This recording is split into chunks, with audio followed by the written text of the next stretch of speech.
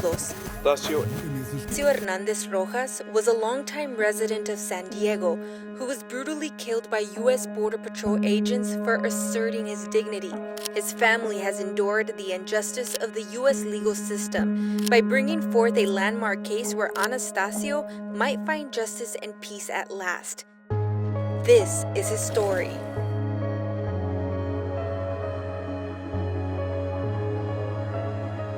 Anastasio was born in San Luis Potosí, Mexico, and from a young age he worked to help his parents make ends meet. As a young man, he came to San Diego with the hope of building a better future. He worked in construction, demolition, and fixing pools, and he sent part of the money he earned back to his parents. It wasn't long after arriving in San Diego where he met the love of his life, María. Hoy, estando aquí, es difícil, pero aquí estoy reportándote, Anastasio.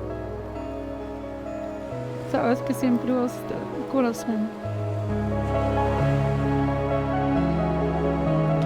Together they raised a family of 3 daughters and 2 sons.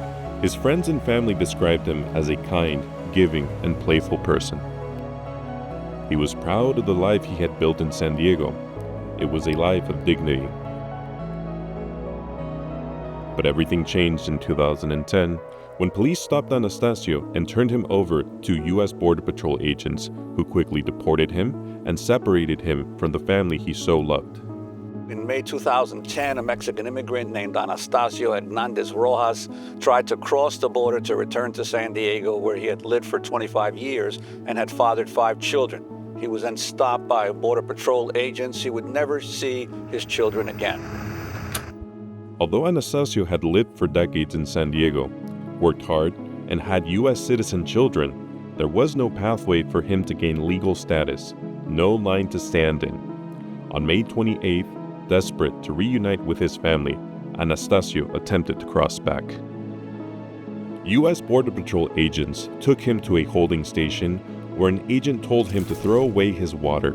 He poured out the water instead of throwing out the jug, which angered the agent, who kicked him in retaliation, re-injuring a previously broken ankle. In pain and with his head held high, Anastasio asked for medical attention, but was denied. Border Patrol agents would say Anastasio did not behave like a typical alien because he talked loudly, looked directly at the agents, and formally complained about his treatment. He created a problem for the agents, so they took him to the port of entry, dragged him from the car, and tortured Anastasio while he screamed for help. The dark video reveals more than a dozen U.S. border agents standing over Hernández Rojas. It shows the firing of the taser. Hey, he's not resisting, guys. Why you guys keep pressing on him? He's not even resisting.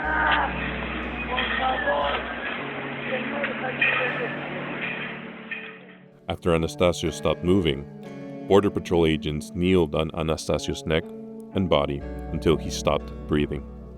An ambulance took him to the hospital where doctors treated him, but it was too late. Left brain dead by the beating, he had no chances of survival. The San Diego coroner's office classified Anastasio Hernández Rojas' death as a homicide, concluding he suffered a heart attack as well as, quote, bruising to his chest, stomach, hips, knees, back, lips, head, and eyelids, 5 broken ribs, and a damaged spine. Despite these findings, the Department of Justice announced last year there was insufficient evidence to pursue federal criminal civil rights or other federal charges against the agents. The San Diego homicide investigation was stacked in favor of the agents from the very beginning, when police detained Anastasio as the suspect and the agents as the victims. During the police investigation, border agents destroyed video evidence, altered government documents, unlawfully acquired Anastasio's medical records, and then refused to give them to police for their investigation. The attempted cover-up by the largest law enforcement agency in this country was part of a long-standing pattern and practice of shielding each other from accountability. Well, today the family of Anastasio Hernández Rojas is taking another step in their quest for justice. The family is filing a petition with the Inter-American Commission on Human Rights in Washington, D.C. Pedimos la familia que la comisión revisara el caso porque no hubo cargos. Nosotros lo que queremos que se haga justicia. Queremos descansar, queremos un poco de paz en mi familia, porque esto que le hicieron a mi esposo fue un asesinato. The Anastasio petition before the Inter-American Commission is the first ever case against the United States for the excessive use of force by law enforcement.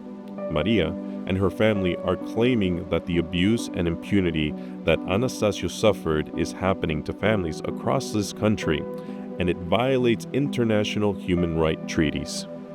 Queremos que haga cambios en estas políticas de fuerza que tanto han hecho sufrir y que a mi familia la destrozaron. Mi familia está destrozada. Mi familia ya nunca va a volver a ser la misma. Good afternoon. While we will not be discussing or debating today the details of what happened in May 2010, a thorough review of the case by experienced federal prosecutors determined that the evidence was insufficient to pursue federal criminal civil rights charges or to prove beyond a reasonable doubt that Customs and Border Protection personnel, CBP personnel, had violated federal homicide statutes. The U.S. government did not respond to any of the allegations of human rights violation and only restated their decision not to prosecute. The decision of the Inter-American Commission could have far-reaching implications for families pursuing justice throughout the United States. For Maria, this case starts with recognizing the dignity of one person, Anastasio Hernández Rojas. Remember this name.